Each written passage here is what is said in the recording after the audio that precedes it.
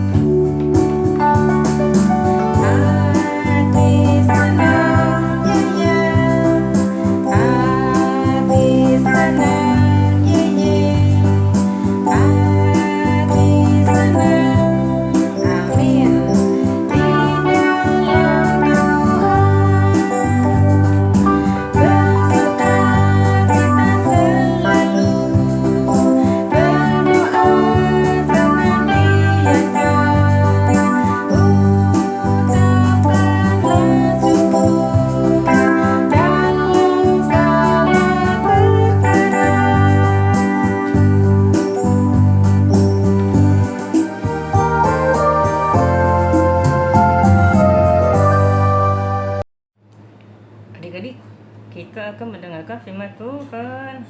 Ayo kita nyanyikan lagu Berbahagialah orang yang suka akan firman Tuhan dan merenungkannya setiap hari. Ya benar tadi. Ya, itu terdapat di Mazmur 1.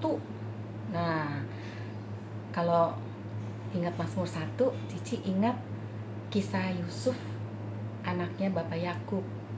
Dia walaupun dalam keadaan susah, senang, tapi dia selalu ingat kepada Taurat Tuhan dan dia lakukan dalam hidup dia. Dan ternyata apa? Tuhan memberi berkat kepada dia. Apa saja yang dilakukannya pasti berhasil. Nah, adik-adik mau berhasil seperti Yusuf? Nah, kita harus rajin membaca firman Tuhan dan merenungkannya dalam hidup kita. Kita simpan dalam hati dan kita lakukan, ya. Tuhan pasti akan menolong kita, dan apa saja yang kita lakukan pasti berhasil. Oke, kita akan mendengarkan firman Tuhan yang akan disampaikan oleh Cici Lia. Oke, kita nyanyi sama-sama ya lagu ini. Lagunya lagu lama, tapi Cici mau ajarkan juga ke kalian, ikutin aja ya, sama-sama ya.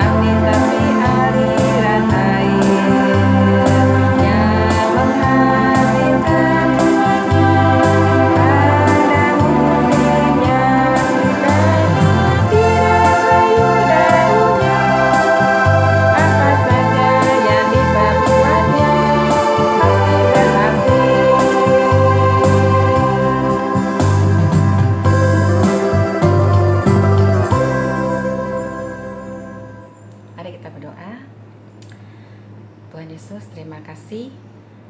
Pada kesempatan ini kami akan baca firman bersama-sama. Ya Tuhan Yesus, biarlah firman Tuhan ini boleh kami renungkan dalam hidup kami dan kami boleh lakukan. Berkati dan urapi Cici Lia yang akan menyampaikannya, tolong kami juga untuk dapat mengerti dan melakukannya dalam hidup kami. Terima kasih Tuhan Yesus. Dalam nama Tuhan Yesus Kristus kami berdoa dan bersyukur. Amin. Halo semuanya, gimana kabar kalian? Nah, minggu lalu kita merayakan Hari Paskah. Ada yang ingat Hari Paskah itu hari yang memperingati apa ya? Apakah kita memperingati kelahiran Tuhan Yesus? Bukan. Yang kita peringati adalah Hari Kebangkitan Tuhan Yesus dari kematian. Nah, hari ini Cici mau cerita tentang kejadian setelah Hari Paskah. Jadi waktu zaman itu, beberapa hari setelah Tuhan Yesus bangkit, kemudian ada 2 orang murid Yesus yang berjalan ke sebuah tempat bernama Emmaus. Nah, waktu mereka lagi berjalan, mereka berbicara, ngobrol tentang apa yang terjadi akhir-akhir itu. Kemudian tiba-tiba Tuhan Yesus datang lalu mendekati mereka. Terus ikut berbicara dengan mereka. Tapi mereka tidak mengenali Tuhan Yesus. Kemudian Tuhan Yesus bertanya kepada mereka, "Apa yang sedang kalian bicarakan?" Kemudian mereka mukanya mulai tampak sedih. Lalu mereka bilang, "Apakah kamu satu-satunya orang yang mengunjungi Yerusalem tanpa tahu apa yang terjadi akhir-akhir ini?" "Memangnya apa yang terjadi?" kata Tuhan Yesus. "Itu loh, ada orang yang bernama Yesus dari Nazaret. Dia ini nabi yang besar. Dia melakukan banyak hal, berkuasa dalam perkataan dan perbuatannya. Tapi imam-imam kepala dan pemimpin kami menyerahkan dia untuk dihukum mati. Padahal kami berharap dia adalah orang yang bisa menyelamatkan bangsa Israel dari penjajahan bangsa Roma saat ini. Tapi 3 hari setelah dia dihukum mati, kemudian ada beberapa perempuan yang pergi ke kuburnya. Lalu ketika mereka kembali, mereka bilang kalau kuburnya sudah kosong. Dan mereka bertemu dengan malaikat yang mengatakan kalau dia hidup. Kemudian beberapa orang dari kami juga pergi ke kubur. Lalu melihat, oh benar kuburnya kosong. Tapi mereka tidak melihat dia. Kemudian Tuhan Yesus berkata, "Kenapa kalian tidak percaya apa yang dikatakan oleh para nabi? Di dalam kitab suci, mulai dari zaman sebelum Yesus dilahirkan, itu sudah tertulis semua tentang dia." Kemudian Tuhan Yesus menceritakan kisahnya mulai dari semua yang tertulis tentang dirinya, mulai dari kitab yang ditulis Musa sampai pada kitab-kitab nabi-nabi yang lain. Jadi adik-adik, ribuan tahun bahkan sebelum Tuhan Yesus lahir, semua hal yang terjadi pada Tuhan Yesus sudah tertulis di dalam kitab suci. Nah, lalu akhirnya mereka sampai di kota yang mereka mau tuju. Kota apa tadi? Kota Emmaus. Kemudian Tuhan Yesus bertindak seolah-olah dia mau meneruskan perjalanannya. Tapi 2 orang murid tadi berkata kepada Tuhan Yesus, "Ayo tinggal saja bersama dengan kami dulu malam ini. Harinya sudah mulai gelap, sebentar lagi matahari terbenam. Tinggallah bersama dengan kami malam ini." Kemudian Tuhan Yesus pun setuju. Nah, waktu mereka tiba pas jam makan malam, kemudian Tuhan Yesus mengambil roti, lalu mengucapkan berkat, lalu memecah-mecahkannya dan membagi-bagikannya kepada mereka. Dan saat itu juga mata mereka terbuka. Mereka menyadari kalau orang yang depan mereka itu adalah Tuhan Yesus. Tapi ketika mereka sadar, dan saat itu juga tiba-tiba Tuhan Yesus menghilang. Wah, kok bisa begitu? Ya, karena saat ini Tuhan Yesus telah bangkit dengan tubuh kemuliaan yang baru. Jadi Tuhan Yesus berkuasa untuk melakukan apapun. Dan Tuhan Yesus pun memang saat ketika dia di dunia ini, meskipun dia manusia, dia pun memiliki kuasa yang sudah tertulis semua di dalam Alkitab. Nah, kemudian apa yang dilakukan 2 orang ini kira-kira? Mereka cepat-cepat bangun, lalu mereka berjalan kembali ke kota Yerusalem yang jauhnya sekitar 7 mil. Wah, 7 mil itu bukan jarak yang dekat ya adik-adik ya. Tadi mereka baru saja dari kota Yerusalem sampai di kota Emmaus 7 mil. Sekarang mereka tidak sabar untuk menceritakan itu kepada teman-teman mereka lain. Akhirnya mereka berjalan kembali lagi 7 mil. Kemudian ketika mereka bertemu dengan para rasul yang lain dan ke-11 rasul yang lain, mereka menceritakan semuanya kepada mereka. Bahkan rasul-rasul itu juga berkata, "Iya, Tuhan Yesus juga menampakkan diri kepada Simon Petrus." Nah, jadi adik-adik, pada masa itu itu bukan kebangkitan Tuhan Yesus bukanlah sesuatu yang bohong, adik-adik. Kebangkitan Tuhan Yesus adalah kebangkitan yang nyata, yang benar. Kenapa? Karena ada banyak sekali orang-orang yang melihat Tuhan Yesus yang hidup pada saat itu. Jadi kita bisa percaya dengan penuh kalau Tuhan Yesus kita memang sudah mengalahkan kematian. Karena itu kita tidak perlu takut kepada kematian. Kalau saatnya nanti kita harus mati, meninggal, dan kita dipanggil oleh Tuhan. Kalau kalian sudah percaya kepada Tuhan Yesus, yakinlah kalau kalian nanti setelah meninggal akan masuk ke dalam kerajaan surga, bertemu bersama-sama dengan Tuhan Yesus. Nah, seperti dua orang murid yang tadi yang tidak sabar untuk menceritakan kepada orang-orang tentang kebangkitan Tuhan Yesus, kita pun mau seperti itu. Bagaimana dengan kalian? Apakah kalian sudah menceritakan tentang kebangkitan Tuhan Yesus kepada orang lain?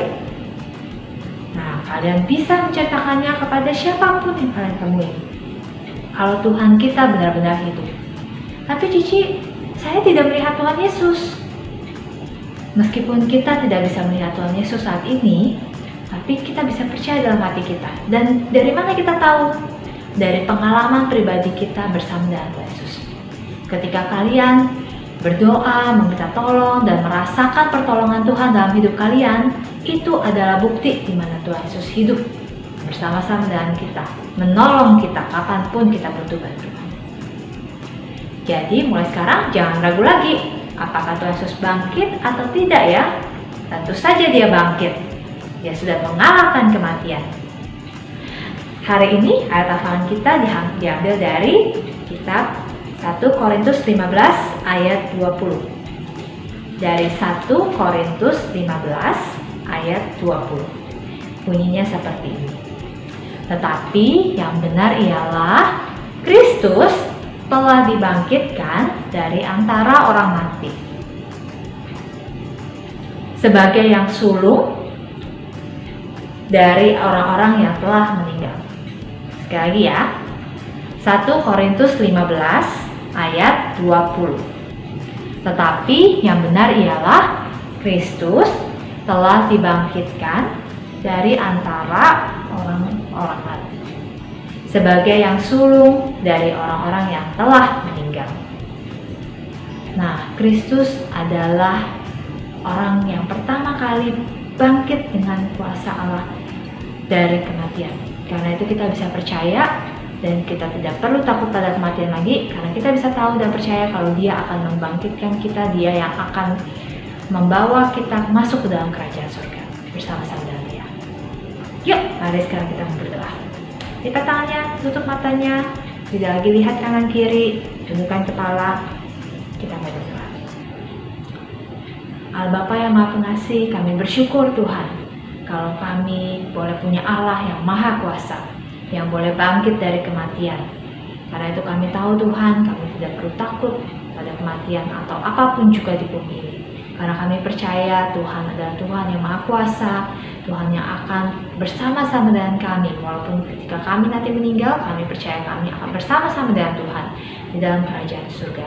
Tolong kami ya Tuhan untuk menceritakan kepada lebih banyak orang lagi tentang kuasa kebangkitan Tuhan, sehingga ada banyak orang yang boleh percaya kepada Tuhan Yesus dimanapun mereka berada.